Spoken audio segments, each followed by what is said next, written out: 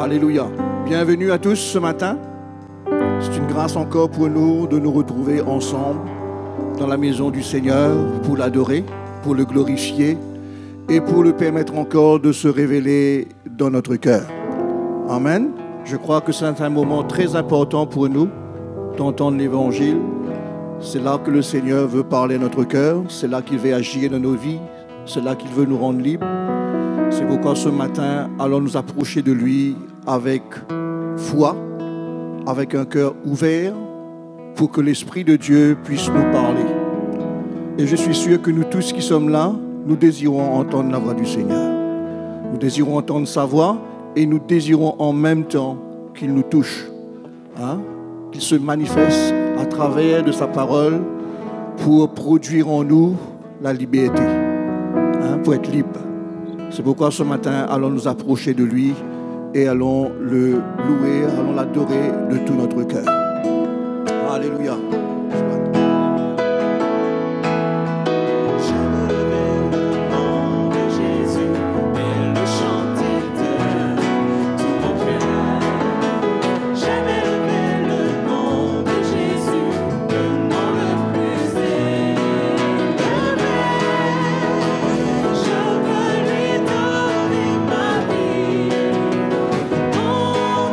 Pour le servir d'un cœur pur.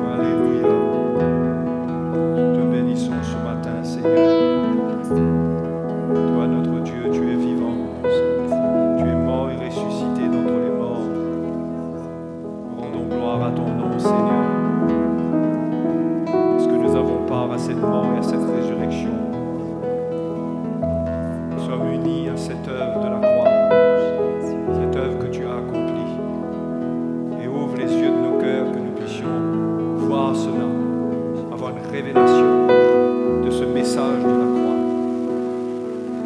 pour voir la profondeur de cette union avec toi, dans ta mort et dans ta résurrection. Seigneur, nous te louons ce matin, le Saint-Esprit qui est là pour nous éclairer. Nous te rendons gloire, nous te bénissons. Alléluia, sois glorifié. Tu es vivant, Jésus. Tu es merveilleux, Seigneur. Tu es merveilleux, Jésus. Sois béni, Seigneur. Sois béni, Seigneur. Alléluia. Louons le Seigneur, louons, élevons nos mains là où nous sommes.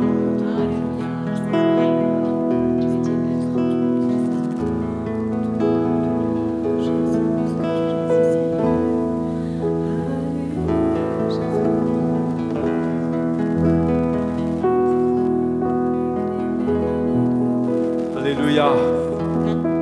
Gloire à Jésus. Bonjour à vous tous. Nous avons le bonheur, la joie et le privilège de nous retrouver ici pour nous fortifier dans le Seigneur, dans l'Évangile. C'est une grâce, on ne le réalise pas. Peut-être qu'on prend toutes ces choses comme de simples organisations humaines, associatives. Mais c'est la grâce de Dieu qui permet que nous soyons ensemble, parce que le Seigneur veut transmettre à nos cœurs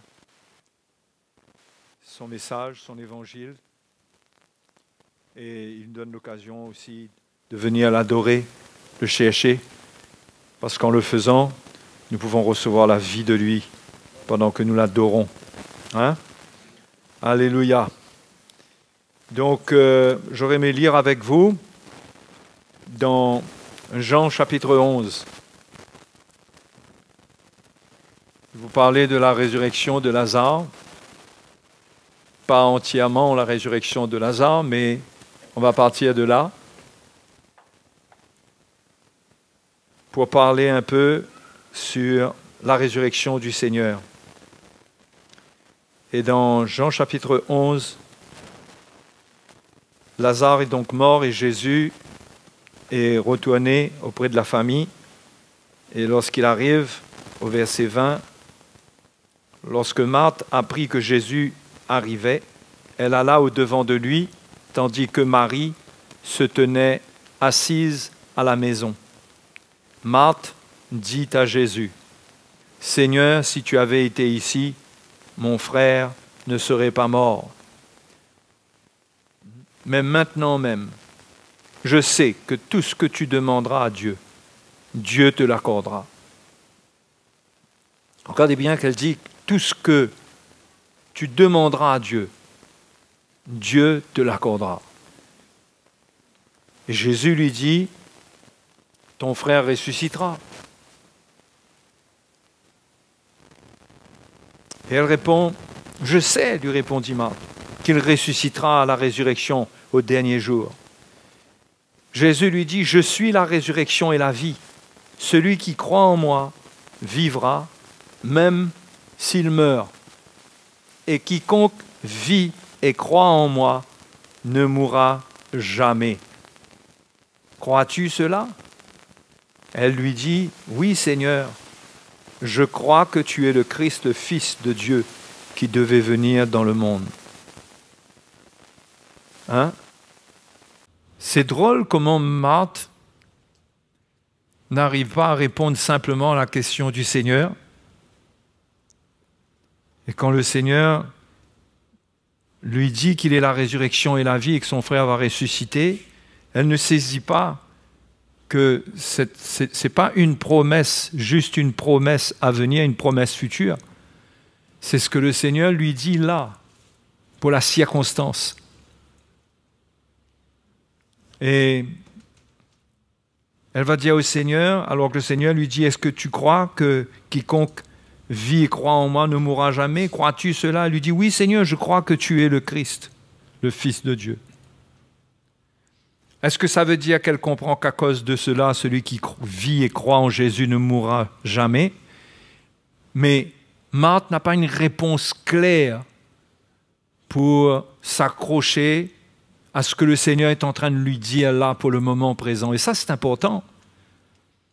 Parce que souvent, nous entendons l'Évangile pour le futur, ou nous entendons l'Évangile pour notre passé, mais on ne comprend pas le message de Dieu pour nous maintenant.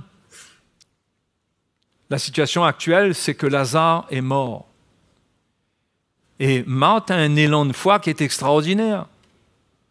Elle dit à Jésus, premièrement, si tu avais été ici, mon frère ne serait pas mort. Donc ça veut dire qu'elle a une entière confiance que Jésus aurait pu guérir Lazare et qu'il ne serait pas mort. Mais elle dit quelque chose d'autre qui est extraordinaire. Elle dit, mais maintenant même, je sais que tout ce que tu demanderas à Dieu, Dieu te l'accordera.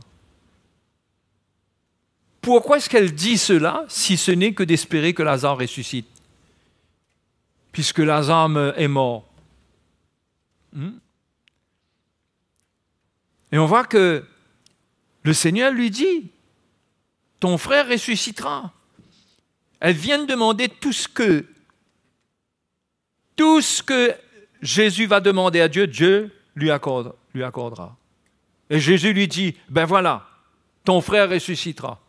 Et elle n'arrive pas à comprendre qu'il s'agit d'un miracle qui doit prendre place maintenant.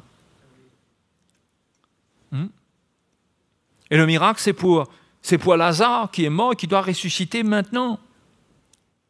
Le Seigneur veut faire ce miracle-là, ramener Lazare d'entre les morts. Et certainement, Marthe est étonnée. Je ne sais pas si c'est parce qu'elle n'avait pas trop l'habitude de s'asseoir au pied du Seigneur comme Marie pour écouter sa parole.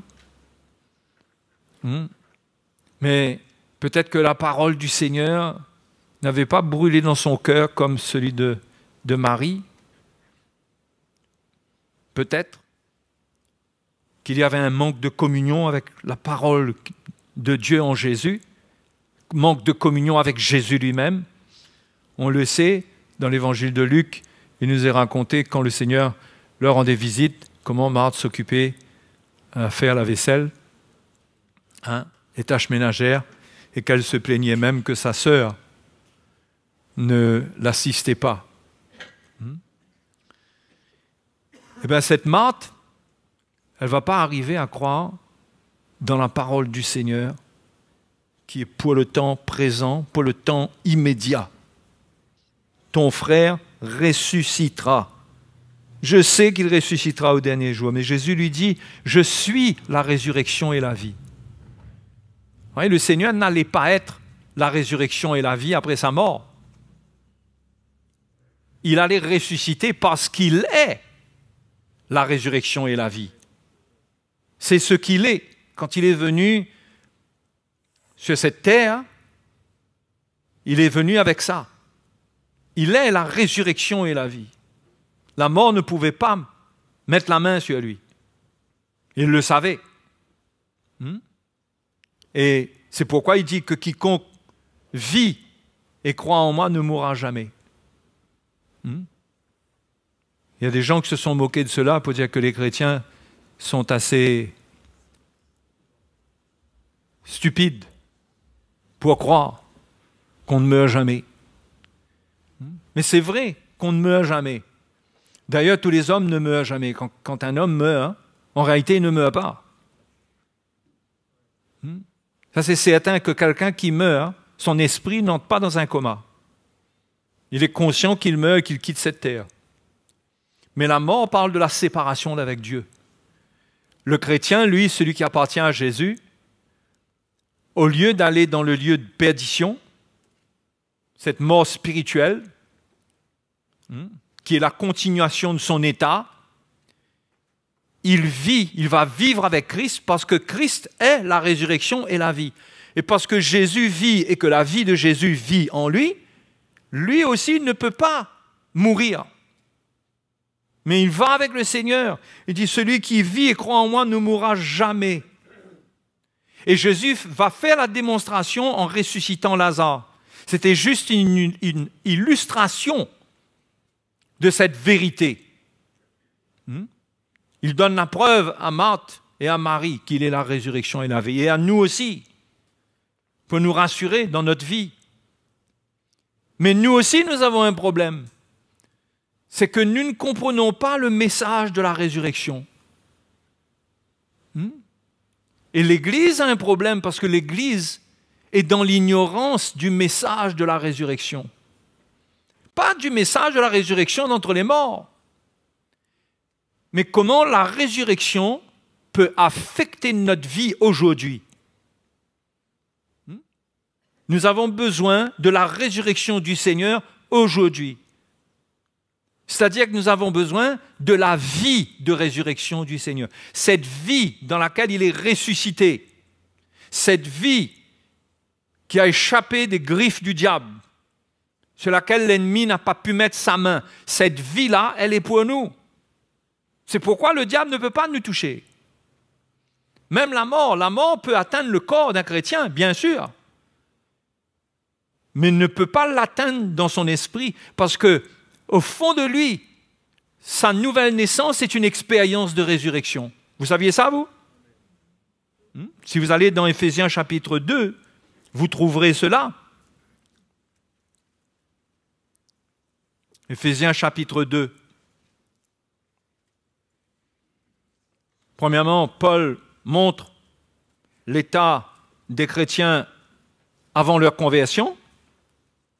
Et il leur dit, au verset 1, « Vous étiez morts par vos offenses et par vos péchés. » C'est-à-dire que dans votre esprit, vous étiez morts. Ça ne veut pas dire que vous n'avez plus d'esprit, mais vous étiez séparés de Dieu. Vous n'aviez pas la vie de Dieu. Être mort, c'est être séparé de la vie de Dieu. Vous étiez morts par vos offenses et par vos péchés, dans lesquels vous marchiez autrefois selon le train de ce monde, selon le prince de la puissance de l'air, de l'esprit qui agit maintenant dans les fils de la rébellion. Mais plus devant, il dit au verset 4, bon, on va continuer à lire, « Nous tous aussi, nous étions de leur nombre, et nous vivions autrefois selon les convoitises de notre chair, accomplissant les volontés de la chair et de nos pensées, et nous étions par nature des enfants de colère comme les autres. » Ouais, donc ça, c'était autrefois. Mais même aujourd'hui, l'apôtre Paul avertit le chrétien. Il dit, l'affection de la chair, c'est la mort. Mais l'affection de l'esprit, c'est la vie et la paix. C'est-à-dire qu'un chrétien aujourd'hui, qui vit dans l'obéissance aux convoitises, qui vit dans l'accomplissement de la volonté, des volontés de sa chair, il, quelque part, et d'une certaine manière, il expérimente cette mort. Même si cela ne le sépare pas de Dieu complètement, mais il fait une expérience. Il fait une expérience de mort en perdant ce que contient cette vie, cette paix, cette joie. Parce qu'il marche selon la chair. Mais c'était la condition des chrétiens avant de connaître le Seigneur. Cette condition de mort. Mais regardez ce qui s'est passé. Verset 4 dit, « Mais Dieu, qui est riche en miséricorde, à cause du grand amour dont il nous a aimés, nous qui étions morts par nos offenses, nous a rendus vivants avec Christ. » Il nous a rendus vivants avec Christ. Il parle de la conversion, là. Il parle de la nouvelle naissance. Devenir vivant avec Christ. Dieu a fait cela. C'est-à-dire, il nous a réconciliés avec lui, nous a ramenés dans la lumière avec lui et a fait briller sa lumière dans nos cœurs. Il nous a donné la vie en Christ. La vie de Jésus est venue en nous. Et maintenant, pour que nous n'ayons pas de doute, il dit, il nous a rendus vivants avec Christ. C'est par grâce que vous êtes sauvés. Là, il rajoute, il dit carrément, ressuscités ensemble. Celui qui vient au Seigneur, il ne se convertit pas à une religion. Il s'unit à Christ dans sa vie.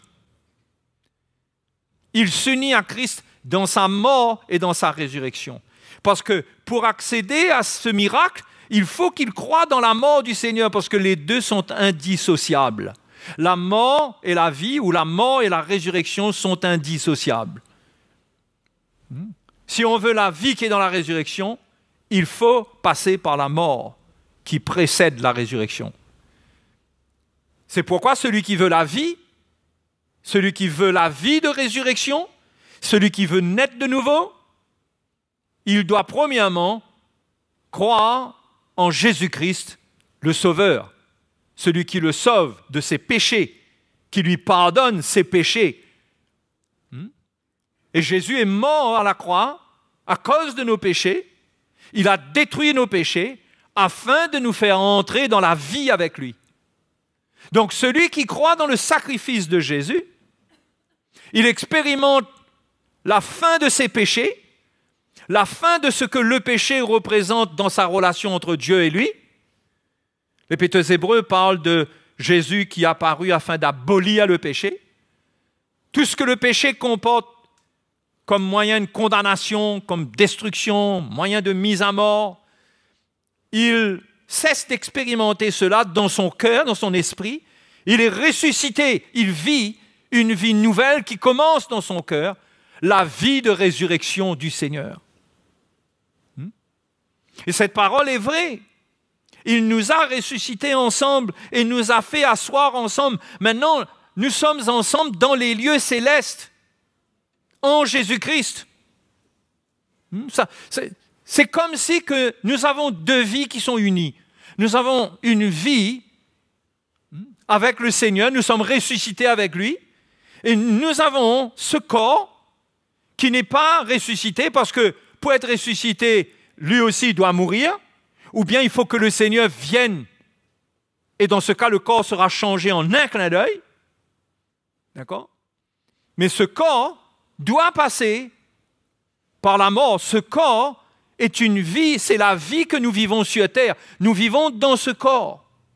Mais c'est comme si nous sommes ressuscités dans notre cœur et spirituellement, nous sommes vivants avec Dieu. Nous sommes vivants avec lui. Autrefois, nous n'étions pas vivants avec lui. Nous étions des créatures, nous vivions sous le couvercle du péché. Nous étions dans la prison du péché et nous vivions notre vie. Comme ça venait. On obéissait à nos convoitises, on vivait selon la chair. Mais maintenant, nous avons cru dans le Seigneur qui nous délivre de cette prison et qui nous rend vivants avec Dieu. Nous expérimentons comme une sorte de première résurrection. Et notre vie à nous, les chrétiens, elle est dans cette résurrection. Elle n'est pas dans notre vie terrestre. Paul le dit dans Colossiens. Colossiens,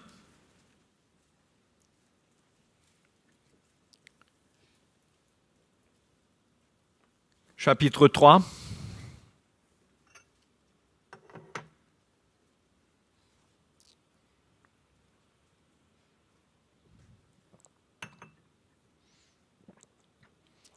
Verset 1, il dit, si donc vous êtes ressuscités avec Christ, donc vous voyez, c'est quelque chose de présent.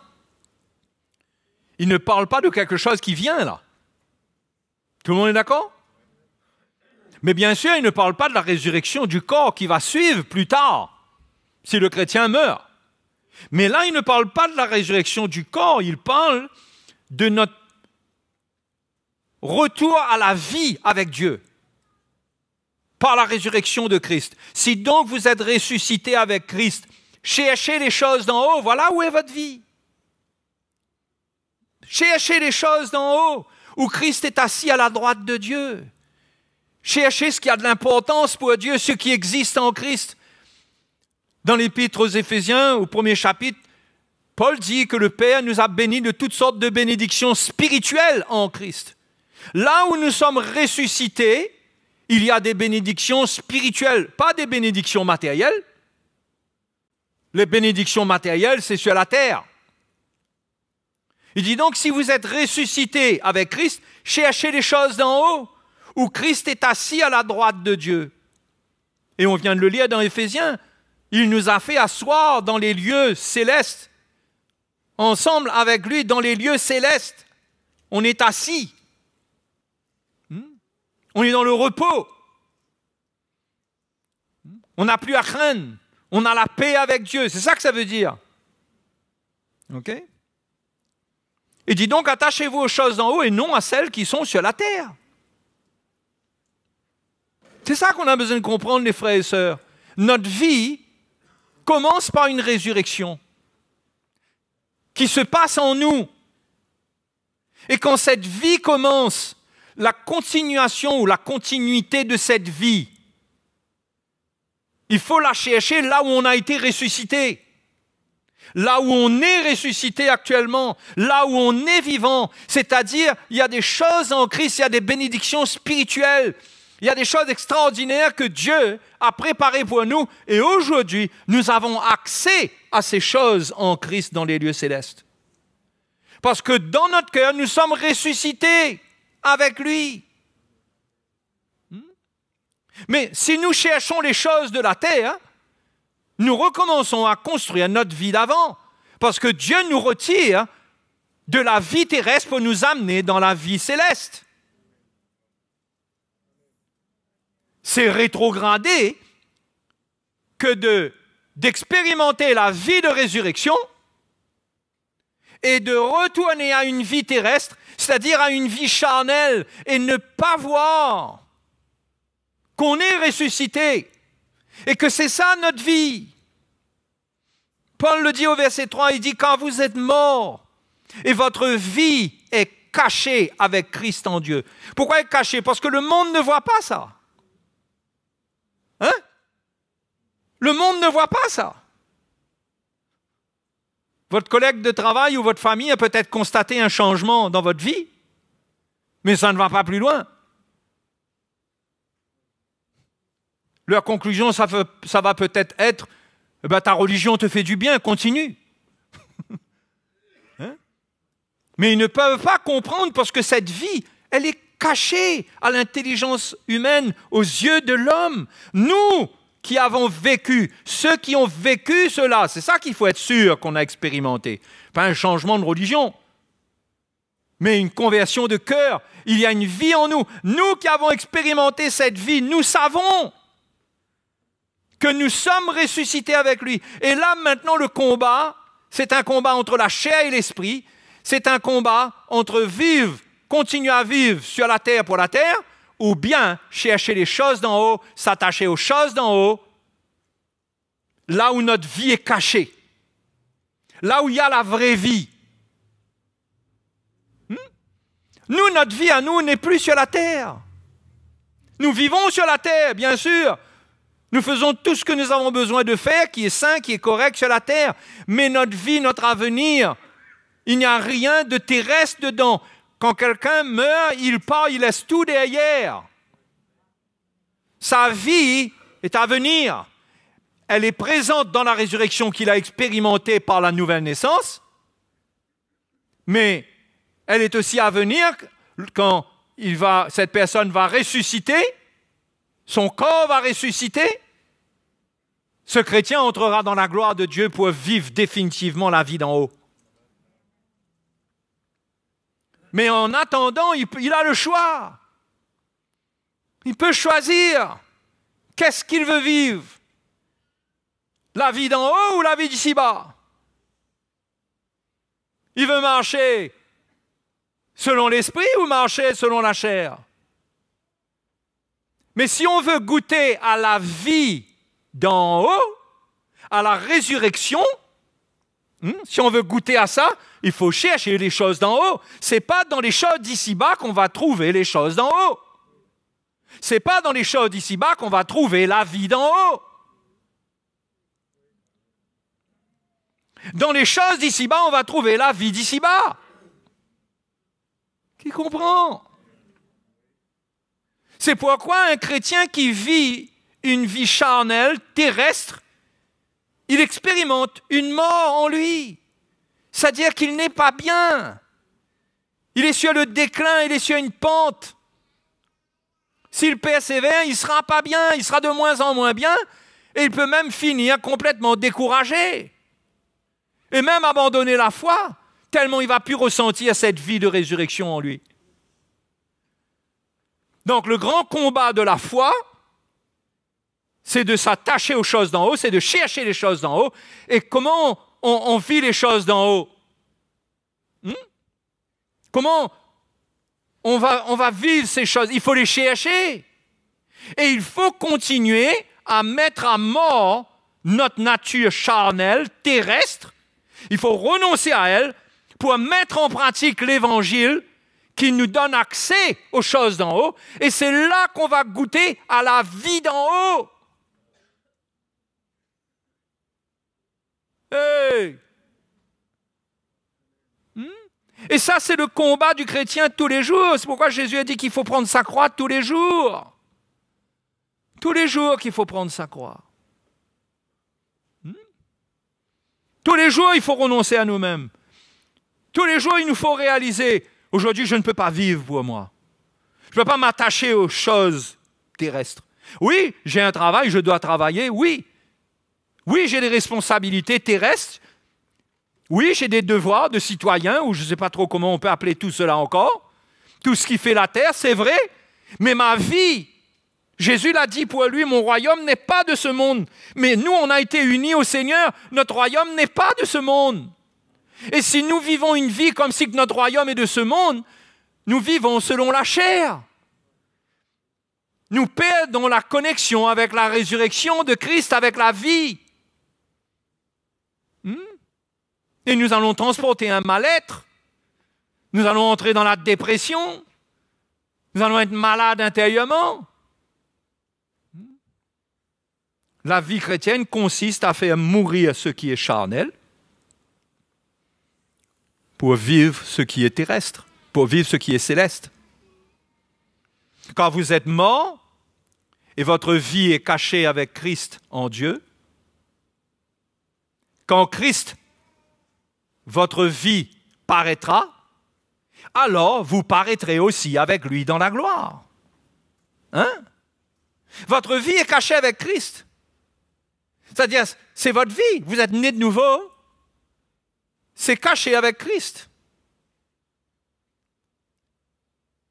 Et quand Christ apparaîtra dans la gloire, parce que cette vie est en vous, vous paraîtrez avec lui dans la gloire. Donc, ce ne sont pas les chrétiens de nom qui seront enlevés. La nouvelle naissance, naître de Dieu avec la vie de Dieu, est capitale. Parce que par nature même, il est impossible à un homme de quitter cette terre, d'aller dans la gloire avec le Seigneur s'il n'a pas la vie du Seigneur avant. Par nature même, c'est impossible. C'est pourquoi un chrétien doit se rassurer qu'il n'est pas dans la séduction de suivre une religion. Et il se trouve bien dans l'atmosphère de l'amour de l'Église. Il est bien, il suit. Il doit savoir s'il a fait l'expérience de la première résurrection dans son cœur. Si ses péchés ont été pardonnés au point qu'il sent dans son cœur qu'il y a une vie nouvelle en lui. C'est une vie que Dieu a suscitée. Paul dit, il nous a rendus vivants avec lui. Il nous a rendus vivants. Ce n'est pas nous qui avons fait un effort de pratiquer la Bible pour devenir vivants. C'est une nouvelle naissance. C'est comme un enfant quand il naît. Ce n'est pas par sa force qu'il naît. Il a été engendré, créé, si l'on veut, par papa et maman. Donc un chrétien, c'est quelqu'un qui est né de nouveau. Et quand Christ, sa vie, c'est pourquoi il faut que Christ soit notre vie pour gagner en assurance dans les derniers temps. Pour gagner l'assurance que nous faisons partie des élus qui iront sur les nuées. Il faut que Christ soit notre vie, les frères et les sœurs. Christ est notre vie quand nous nous attachons aux choses d'en haut. Quand nous quittons cette vision charnelle, terrestre, basse de la vie, et que notre cœur s'ouvre pour comprendre la vie aux yeux de Dieu, ce que Dieu a pour nous, et que dans l'Église, on vient vivre cette vie par l'amour, une vie de justice, accompagnée de la sainteté, où l'on marche selon l'amour, c'est-à-dire on donne notre vie. Et tout ce qui n'est pas en lui, à sa droite, avec lui, on le fait mourir. On le fait mourir. On renonce. Et il y aura toujours un combat entre la chair et l'esprit, pour aboutir au choix qui est vital pour nous, qui est profitable pour nous.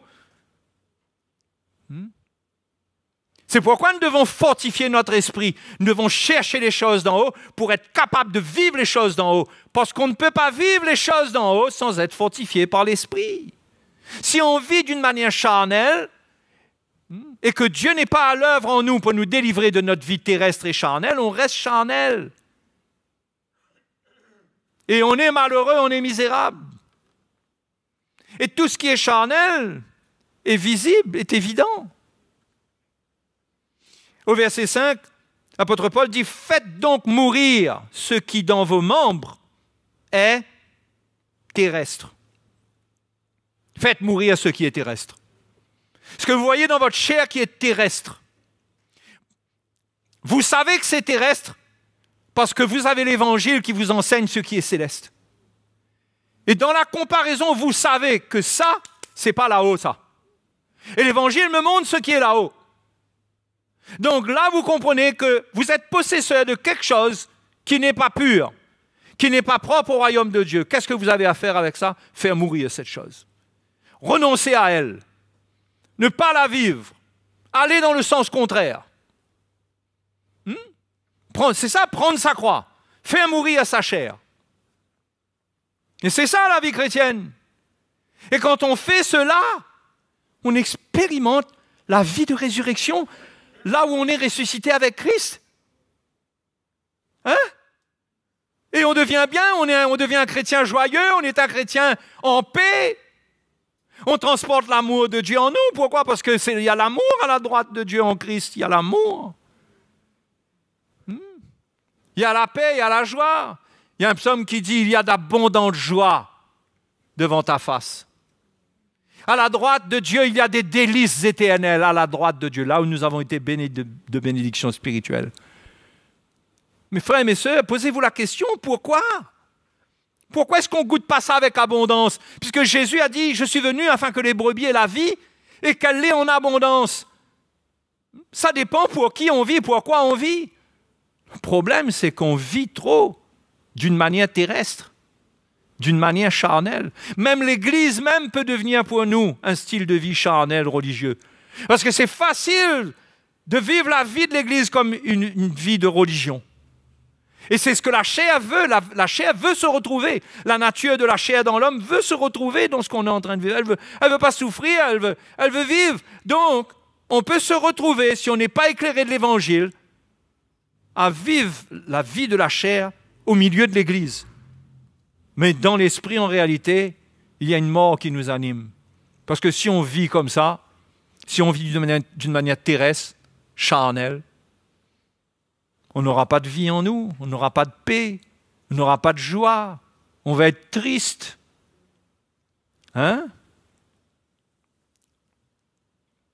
Donc faites mourir ce qui dans vos membres est terrestre, la débauche, l'impureté, les passions, les mauvais désirs, la cupidité qui est une idolâtrie. C'est à cause de ces choses que la colère de Dieu vient sur les fils de la rébellion. C'est ainsi que vous marchiez autrefois lorsque vous viviez dans ces péchés. C'est ce qu'on a lu tout à l'heure dans Éphésiens. On marchait, on était morts par nos offenses et nos péchés. On marchait dans l'accomplissement de la volonté des volontés de notre chair et des convoitises. Et bien, c'est comme ça que la colère de Dieu est sur le monde, parce que le monde vit comme ça. OK?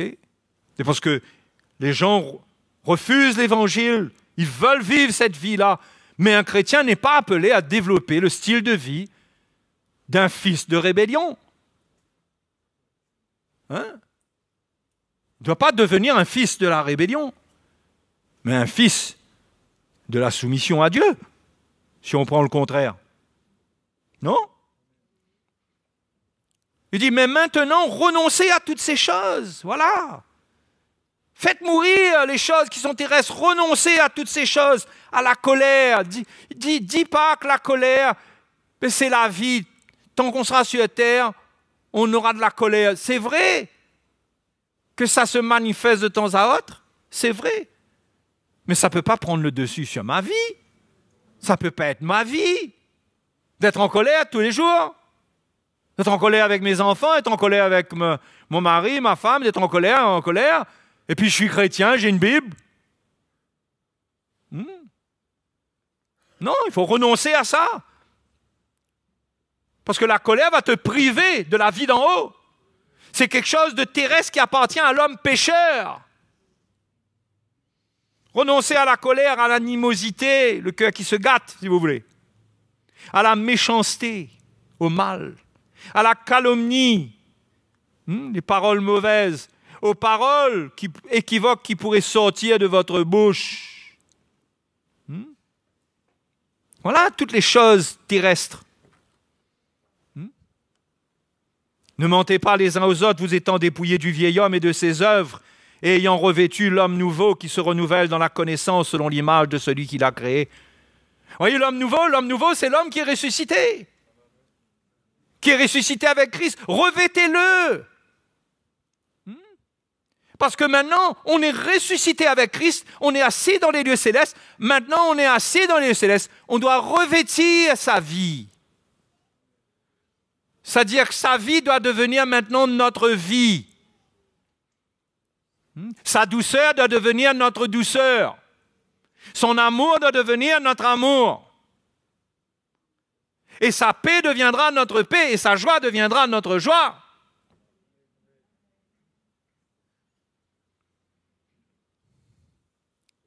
Ayant revêtu l'homme nouveau qui se renouvelle dans la connaissance. C'est-à-dire au fur et à mesure que vos yeux s'ouvrent pour connaître le Seigneur, pour connaître ce qu'il y a en lui dans sa vie. Vous allez revêtir ce que l'Évangile va transmettre à votre cœur. Vous allez renoncer à ce qui est contraire à cela et saisir cela pour votre vie. C'est ça la connaissance. Et le verset 12 dit, « Ainsi donc, comme des élus de Dieu, saints et bien-aimés, revêtez-vous de sentiments de compassion. » Voilà les choses d'en haut. En Christ, il y a la compassion. C'est sa compassion qui l'a fait pleurer devant le tombeau de Lazare, qui l'a fait pleurer devant Marthe et Marie et devant tous les Juifs. Ça, c'est ce qui anime le Seigneur. Quand il dit « Je suis la résurrection », en étant la résurrection et la vie, voilà ce qu'il transporte. En communion avec lui, voilà ce que nous allons obtenir. Revêtez-vous de sentiments de compassion, de bonté. Soyez bons. C'est le contraire de la méchanceté. Soyez bons, renoncez à la méchanceté. La méchanceté peut venir facilement. Renoncez à elle. Renoncez à être méchant. Renoncez à rendre le mal par le mal au mal. Renoncez à être dans des guerres de caractère, de paroles. Renoncez. Soyez bons. Puis devant, il dit, soyez bons les uns envers les autres. Soyez bons, soyez gentils, plus que gentils. Ayez un cœur prêt à aider l'autre. Soyez bons. Plein de bonté, d'humilité. Ça, c'est en Christ. Le Seigneur, à l'heure actuelle même, il est humble. Ça n'a pas changé. Plein d'humilité, de douceur, de patience. La patience qui est en lui est appelée à être notre patience, la patience envers les gens. Le mot grec ici, makrothumia, ça veut dire la patience envers les gens. Il est patient envers les gens. Ben vous aussi, soyez patients. Ça, c'est les choses d'en haut, c'est le royaume de Dieu. Pendant qu'on est sur cette terre, on aura besoin de faire patience. Mais si on se laisse aller à réagir d'une manière charnelle, dans des comportements charnels, nous allons mourir spirituellement, nous n'allons pas être bien. Supportez-vous les uns les autres, et s'il a un sujet de se plaindre de l'autre, pardonnez-vous réciproquement. Ça, c'est la vie en Christ, c'est les choses d'en haut, pardonner. Oui, en haut, il y a le pardon. Oui. Nous aussi, nous sommes appelés à vivre cette vie-là, à nous attacher à ça, à nous attacher à pardonner aux autres.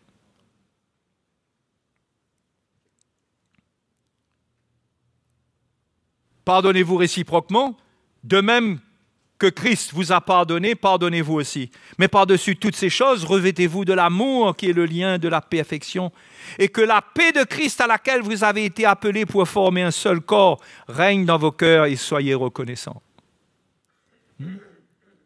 Que la paix de Christ à laquelle vous avez été appelés pour former un seul corps. Si on veut former un seul corps, il faut les choses d'en haut, il faut cette paix, il faut ce pardon, il faut cette compassion, il faut déposer toutes les armes charnelles de combat charnel, hein? Rendre le mal pour le mal, et toutes ces choses, les mauvaises paroles, hein? Compte pour compte, comme on dit, abandonner cela, supporter la souffrance de l'injustice, supporter la souffrance de la blessure. Et si on pardonne en Christ à sa droite, il y a la guérison pour nous. La guérison va venir parce qu'on ne peut pas, à la droite de Christ, mourir spirituellement, être malade dans notre cœur. Dans notre corps, on peut être malade parce que notre corps est sur la terre et ce qui agit et qui affecte tous les êtres humains nous affecte aussi. Quoique là, le Seigneur, par sa grâce et sa bonté, il peut le limiter. Mais tout ce qui est terrestre, nous avons affaire à ce qui est terrestre. Mais tout ce qui est d'en haut, ce n'est pas pour nous. Les frères et les sœurs, ce n'est pas pour nous d'être malades dans notre âme. Ce n'est pas pour nous de ne pas être bien dans notre âme, dans notre cœur. Ce n'est pas pour nous, ça. Les choses intérieures, ce sont de bonnes choses. C'est la paix, la joie, l'amour de Dieu. Si on n'a pas ça, ça veut dire qu'on est en train de cultiver des choses terrestres, des sentiments terrestres. On est en train de réagir d'une manière qui ne permet pas à la vie de résurrection de se manifester en nous. Et frères et sœurs, la vie de résurrection se manifeste au travers de la mort. Parfois, il faut arriver à un point de douleur où on a renoncé et la vie vient. Et Dieu nous libère. Un chrétien n'est pas appelé à subir une maladie dans son âme par le péché, par l'amertume, par des blessures qui ne guérissent pas, par refus de pardon et toutes ces choses. Ces choses-là ne sont pas à la droite de Dieu en Christ pour nous. Elles ne sont pas. Il faut avoir la lumière qu'elles ne sont pas. Elles n'y sont pas, ces choses. Nous voulons les choses qui sont là-haut, le pardon, la réconciliation. Et il faut une mort.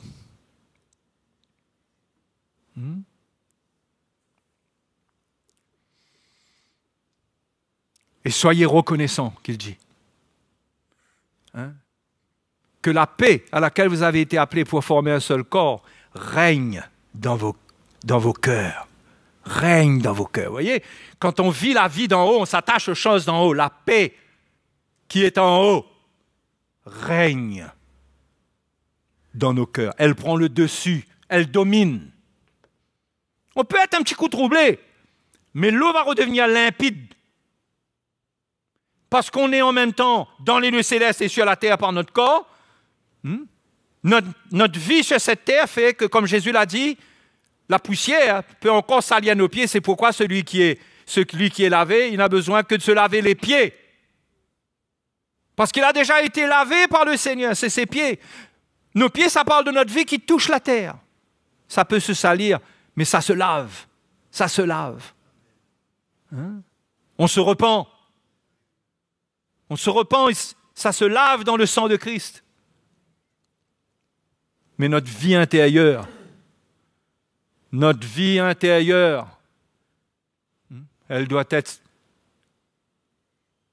remplie de ce qui forme la nature de Christ, ce qui l'anime. Si Jésus avait été malade intérieurement, je pourrais être malade. Si après sa mort et dans sa résurrection, il y a une maladie intérieure, oui, on va comprendre, il va comprendre. Mais mes frères et mes sœurs, Jésus a remporté la guerre sur tous les fronts pour nous. Il est mort et ressuscité d'entre les morts pour nous délivrer de tout. Entre les chrétiens devrait premièrement régner la paix. Entre nous, là. La paix doit régner ici. Si la paix ne règne pas dans le cœur d'un chrétien, c'est qu'il marche selon la chair. Il cherche ses intérêts, pas les intérêts du royaume. Il cherche la justice charnelle, pas la justice du royaume.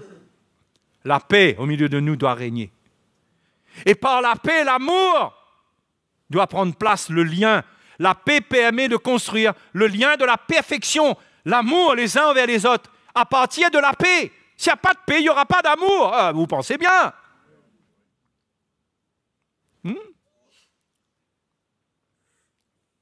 Et avec l'amour et la paix, régnera la joie. Parce qu'on sera un peuple heureux. On sera déjà dans le royaume de Dieu. Dans nos cœurs, on sera en train de vivre le royaume de Dieu. Et dans le royaume de Dieu, Jésus dit, je vous ai donné ma joie afin qu'elle soit parfaite. Je vous ai dit ces choses afin que votre joie soit parfaite. Il dit, je vous ai laissé ma paix, pas comme le monde donne. Une paix parfaite. Tout ce que le Seigneur nous donne est parfait. Si nous voulons goûter à ça, il faut faire mourir à ce qui est charnel. Et ça s'appelle quelque part, entre autres, la maturité. La maturité. Celui qui mûrit, c'est celui qui met sa chair à sa place sur la croix. Et il apprend à réagir d'une manière spirituelle d'après ce qui est à la droite de Dieu en Christ, là où il est ressuscité. Donc mes frères et mes sœurs, vous êtes chrétiens, vous êtes ressuscités. C'est un langage spirituel que, si un grand philosophe m'écoute là, il aura le numéro du 15 sous sa main, sur son téléphone, pour moi. Mais c'est un langage spirituel que les intelligents du monde ne peuvent pas comprendre. Mais nous devons comprendre. Et nous le comprenons parce que nous sommes nés de nouveau, nous sommes ressuscités. Moi, je sais que je suis ressuscité depuis 1982, quelque chose comme ça. Ressuscité. Je vis dans un corps. Mais ma vie est cachée en Christ. Elle est cachée avec Christ en Dieu. Elle est cachée. Mais je vis cette vie. Et le jour vient, le moment vient où oui, je ressusciterai si entre-temps j'ai le temps de mourir. Parce que cette vie, quand elle vient, c'est une alliance qui est faite. J'ai pris mon baptême. Je suis lié au Seigneur par sa mort et sa résurrection. Et comme cette vie, je l'ai gardée, je n'ai pas renié le Seigneur. Ça, c'est important. Et comme j'ai gardé la foi, ça, c'est important. Je meurs dans la foi. C'est pourquoi dans les derniers moments, Paul dit « j'ai gardé la foi ». Pourquoi il dit ça? Parce qu'il parle de quelque chose de vital. J'ai gardé la foi, la couronne de justice maintenant, et elle m'attend maintenant. Et là, la résurrection de mon corps m'attend. Alléluia. Et c'est un cadeau. C'est Jésus qui fait ça. Il nous a premièrement, première résurrection intérieure, il nous a ressuscités avec Christ. Dieu nous a ressuscités avec Christ. Ressuscités, hop, nos yeux s'ouvrent, nos oreilles s'ouvrent, notre cœur ressent la vie de Dieu, la présence de Dieu, l'amour de Dieu, le Saint-Esprit. Nous ressentons le cœur des gens. C'est quoi ça? C'est la vie. Nous sommes vivants. Première résurrection. Et là, nous nous attachons à cette vie. Nous cherchons les choses d'en haut. Nous voulons vivre cette vie. Nous voulons nous affermir, nous enraciner en Christ. Nous voulons que cette vie devienne notre vie. Et à chaque fois que quelque chose se manifeste à travers de nous qui n'est pas conforme à cette vie, c'est un sujet de repentance. Ah, il y a de quoi se repentir tous les jours. Hein? C'est un sujet de repentance. Il n'y a rien que je suis appelé à justifier. Rien. Un coup de colère et puis je me justifie. Une mauvaise parole, une calomnie. Je juge quelqu'un? Non, je suis appelé à tout juger. En jugeant les choses qui ne sont pas bonnes, en me repentant, pas en jugeant les gens, mais en me repentant, je condamne les choses terrestres et je reste dans une position où je montre que je veux la vie, je veux les choses d'en haut. Et comment maintenant, qu'est-ce que je fais en plus? Non seulement je me repens de ce qui n'est pas bon, mais je veux vivre ce qui est bon. Je donne ma vie pour marcher sur l'amour. C'est là qu'il faut faire attention que l'Église devienne une religion, où on se retrouve simplement pour écouter des messages et pour chanter les cantiques. Mais l'Église, c'est le rassemblement de chrétiens qui ont besoin les uns des autres. Pas pour boire du café ensemble, mais pour causer sur le dos des uns et des autres. Mais se retrouver, à la limite, boire un café et prier. Et si on n'a plus rien à dire, bien sûr qu'on peut parler de choses simples de la vie et se réjouir dans la simplicité. Hein? On n'est pas lié par un esprit religieux pour nous dire si tu n'as rien à dire de la Bible, ferme ta bouche. OK? Il n'y a pas de problème. Mais si on n'a rien à dire de bon, il vaut mieux fermer sa bouche. Si c'est pour dire des mauvaises choses, il vaut mieux se séparer. Au revoir. Mais là, on vit la vie du royaume. Et les frères et les sœurs, mon dernier encouragement pour vous, c'est que la chair, elle est trompeuse. Vous n'aurez jamais le sentiment que en obéissant à l'Évangile, vous allez vivre quelque chose d'extraordinaire. Vous n'aurez jamais ce témoignage-là.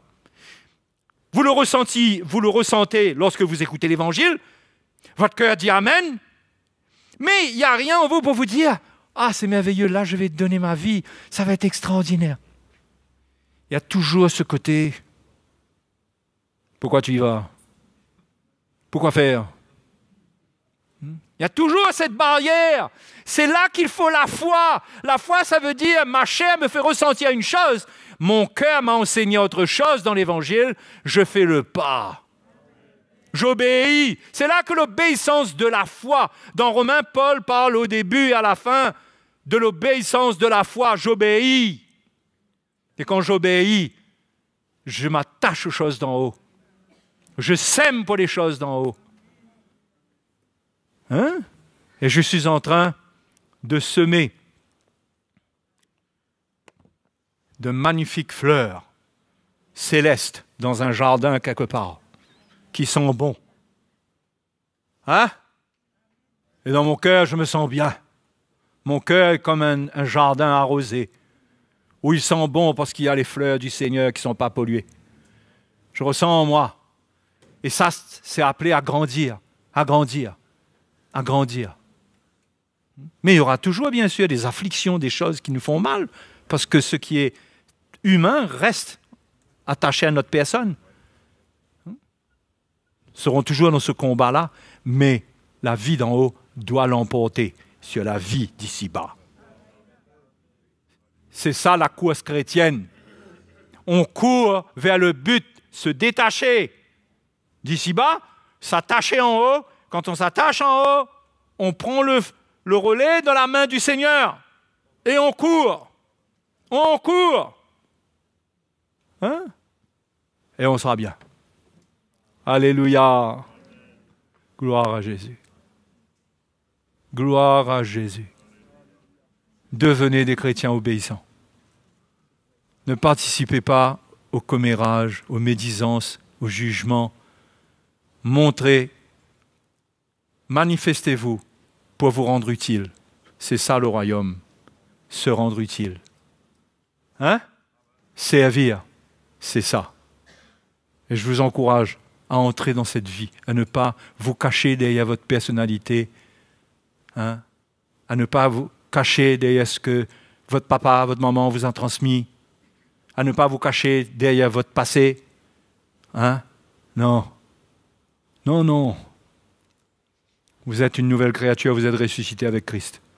Vous avez la vie en vous. Revêtez cette vie. Revêtez-la. Alléluia! Ça vous dit? Ça vous dit? Hein? De devenir bien? Ah oui, c'est pas en 2 jours, c'est pas aujourd'hui, là, tout d'un coup, tu deviens bien. Peut-être, c'est possible. Mais Jésus est ressuscité 3 jours après. Je ne vous dirai pas que devant le Seigneur, un jour est comme 1000 ans. Parce que là, on n'aura pas le temps. Mais on peut goûter à cette vie, sur cette terre. Alléluia. Mettons-nous debout, prions le Seigneur. Prions le Seigneur, cherchons le Seigneur, attachons-nous aux choses d'en haut. Vous devez savoir quelles sont les choses d'en bas qui vous animent. Et ne pas vous condamner, mais condamner la chose. Ce n'est pas vous condamner, c'est condamner ces choses. Et d'avoir un cœur brisé, de dire, Seigneur, ce n'est pas cette vie-là que je veux. Je veux la vie d'en haut. Alléluia. Hein? Gloire à Dieu. Gloire à Dieu. Vous avez tendance à trop parler? Vous avez tendance à trop parler dans le sens que votre bouche est comme un annuaire téléphonique. Il y a le nom de tout le monde dessus. Rejetez ça. Rejetez ça. Bénissez. Changez votre annuaire. Bénissez-les. Faites du bien. Rendez service. Revêtez le Seigneur. Quand vous faites ça, vous avez déjà cette vie. C'est simple comme avoir un vêtement dans l'armoire. Comprenez? C'est simple comme aller dans l'armoire, prendre le vêtement et mettre sur vous. En compréhension, c'est simple comme ça. Donc, il faut revêtir. La compassion, l'amour, la bonté, il faut revêtir. Alléluia. Ah, il y aura des moments de défaite, mais ce n'est pas grave, parce qu'on a toujours la repentance pour nous tenir en haut.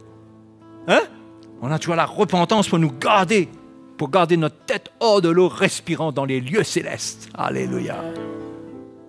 Gloire à Jésus. Alléluia. Sois béni, sois glorifié, Jésus. C'est toi qui es venu accomplir ces choses qui sont inestimables. Des choses qui sont inestimables pour notre vie. Seigneur, illumine les yeux de notre cœur, ouvre nos yeux, que nous puissions voir la gloire du royaume dans lequel tu nous as amenés, dans lequel tu nous as rendus vivants en nous ressuscitant. Que nous puissions voir la gloire de ce royaume et chercher les choses qui y sont cachées, que nos yeux ne se ferment pas par l'incrédulité, mais donne-nous des yeux de la foi pour voir, Seigneur, pour voir ce qui est caché, ce que la chair ne peut pas trouver. Mais par la foi, nous pouvons trouver, Seigneur. Merci, Seigneur. Merci pour ta grâce. Merci pour ta grâce. Nous rendons grâce au Seigneur. Il nous a appelés à un royaume extraordinaire. Alléluia, un royaume où il n'y aura que paix, que justice, qu'amour. Il n'y aura pas de souffrance, il n'y aura pas de douleur, il n'y aura pas de tout ça. Mais nous serons avec le Seigneur un jour. Mais dès maintenant, menons le bon combat contre la chair, contre notre chair. Menons le bon combat. Alléluia. Allons adorer le Seigneur. Allons adorer le Seigneur. Oh, merci Seigneur. Merci Seigneur, nous te bénissons. Oh, gloire à toi Jésus. C'est là notre espérance, un jour dans ta présence, on n'entendra plus de cris de souffrance, car nous aurons revêtu les vêtements du salut, tout en nous ressemblera à Jésus. Entrerons dans ce royaume où il n'y aura que paix, l'amour, justice parmi les hommes qui auront été sauvés.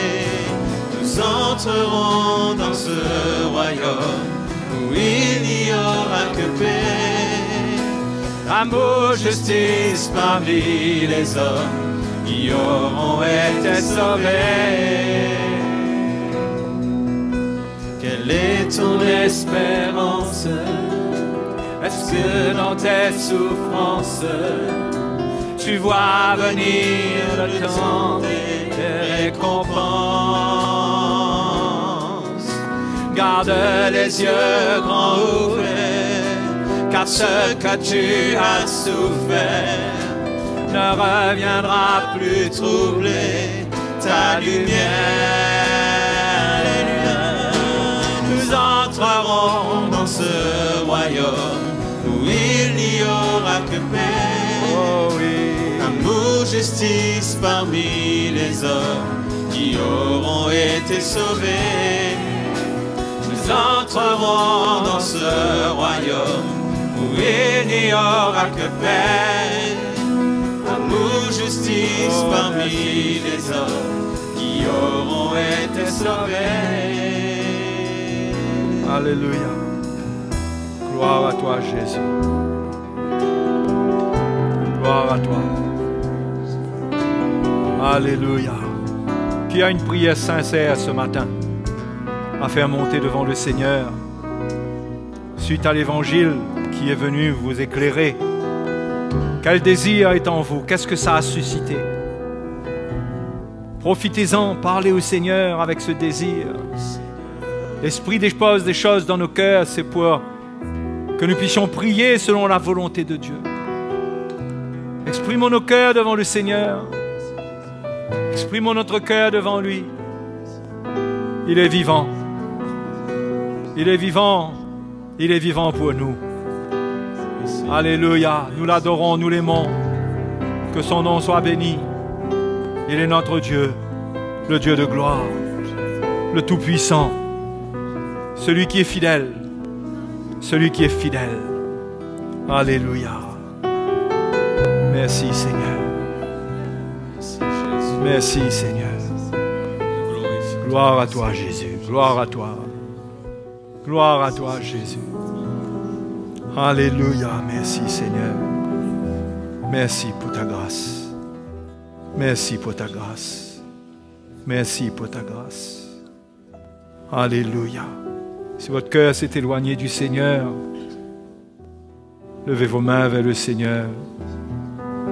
Si vous sentez que ce chemin, vous n'êtes pas sur ce chemin, vous êtes occupé un peu comme Marthe, vous êtes occupé à la vie sur terre, aux tâches terrestres, vous n'avez pas compris, mais maintenant vous comprenez que c'est vrai qu'il faudra laver la vaisselle, il faudra prendre ses responsabilités terrestres, mais il faudra imiter Marie et venir chercher le cœur du Seigneur, venir chercher ce qui est en lui.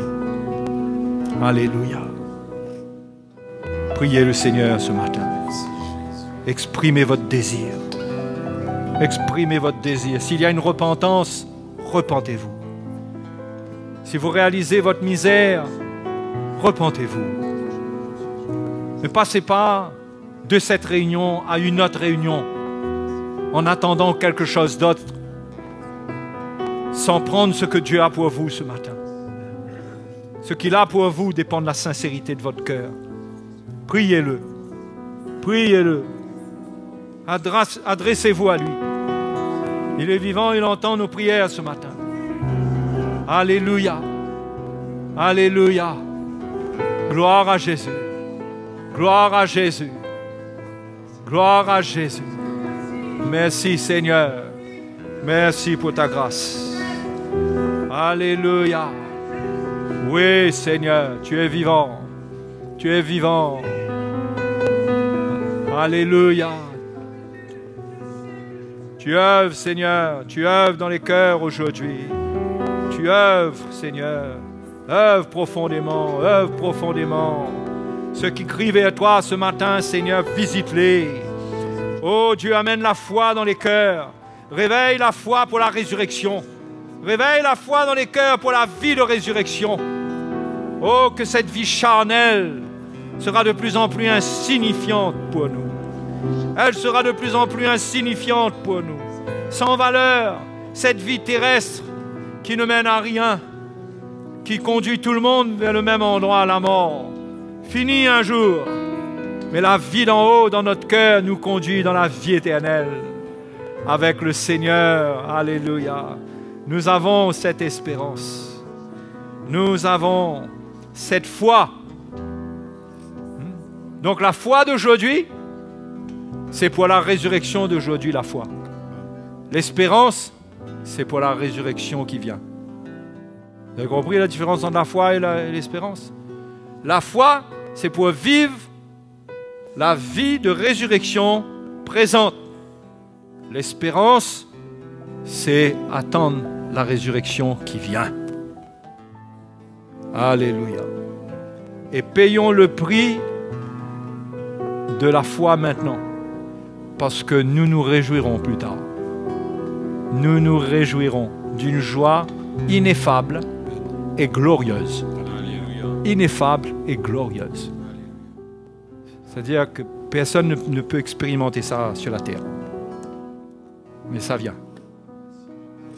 Bien sûr, Pierre dit qu'on se réjouit déjà d'une joie ineffable et glorieuse, mais une dimension de cette vie, de cette joie ineffable et glorieuse que la chair ne peut pas exprimer aujourd'hui. Elle est pour les enfants de Dieu. On peut l'expérimenter dans une certaine mesure maintenant, au fur et à mesure qu'on goûte à la vie de l'esprit. Mais ce sera autre chose quand on va entrer dans la joie et dans la gloire de notre Maître, de notre Seigneur Jésus. Alléluia. Et que le Seigneur vous bénisse. Prenez bien soin de vous. Les frères et les sœurs chez vous, prenez bien soin de vous. Hein? Ceux qui ne peuvent pas venir aux réunions, on pense à vous. On prie pour vous, que le Seigneur vous encourage et que vous puissiez garder l'espérance, garder la foi et garder l'espérance. C'est un temps de test, mais Dieu nous fera nous retrouver un jour sans masque, sans rien. Allez dans la bonne humeur, dans la joie du Seigneur.